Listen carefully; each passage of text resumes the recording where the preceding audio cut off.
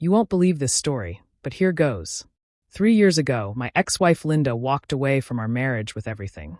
She drained our savings, took the car, and even kept the dog. I was left completely broke, forced to start over from scratch. I had to work endless overtime just to afford a rundown apartment. It was humiliating, but I told myself, fine. Let her have it. I'll rebuild, and make damn sure no one ever does this to me again. Fast forward 3 years, and life was finally turning around. I was working hard at an auto shop when my boss, an incredible guy, offered me a partnership. For the first time in ages, I was saving money and feeling hopeful. One day, on a whim, I bought a lottery ticket. I didn't even check it right away. When I did, I nearly passed out. I'd hit the jackpot. $10 million. $10 million. I decided to keep things low-key. No flashy lifestyle, no wild spending sprees. I upgraded to a nicer place, paid off some debts, and helped out my mom. But I wasn't about to let money make me stupid. Then, out of nowhere, guess who came knocking at my door? Yep, Linda. All smiles, fake concern, acting like we were old friends. She said, "I heard you came into some money. Just wanted to check in and see how you're doing." I played it cool, but inside I knew exactly why she was there. A week later, I got served.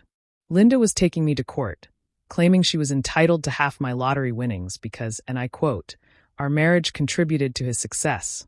Success? The same success she tried to crush when she left me with nothing? I hired Angela, an absolute shark of a lawyer. She assured me Linda's case was flimsy. We'd been divorced for 3 years, and I bought that lottery ticket well after our split. I had the receipts to prove it. But here's where it gets juicy. During discovery, Angela found out Linda had been hiding assets during the divorce. Bank records, secret accounts, she'd been committing fraud. When we got to court, Linda tried to play the victim, dressing to impress and putting on an act. But Angela laid out every shady thing Linda had done, draining our joint account, hiding cash, and lying about her finances. When I testified, I kept it simple. I told the judge about how she left me with nothing and how I rebuilt my life on my own. The judge wasn't fooled. Not only did Linda lose her case, but she was ordered to pay me back for the assets she'd hidden. Watching her walk out of that courtroom, owing me money? Priceless. But Linda wasn't done. A month later, weird things started happening. My mailbox was flooded with junk, my phone blew up with telemarketers, and I even got calls from collections agencies about debts I didn't know. It didn't take long to figure out Linda was behind it, trying to ruin my credit. Instead of losing my cool, I filed a police report and hired a private investigator. What the investigator uncovered was shocking.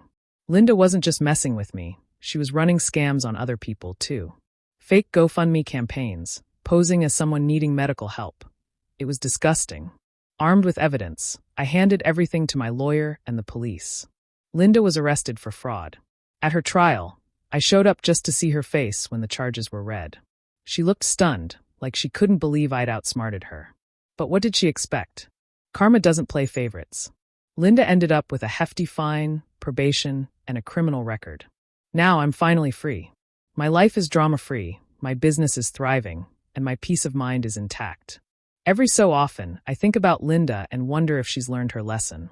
But honestly, I don't care. Karma did its job, and I came out on top. And that, my friend, is how I made sure my scheming ex-wife regretted ever crossing me.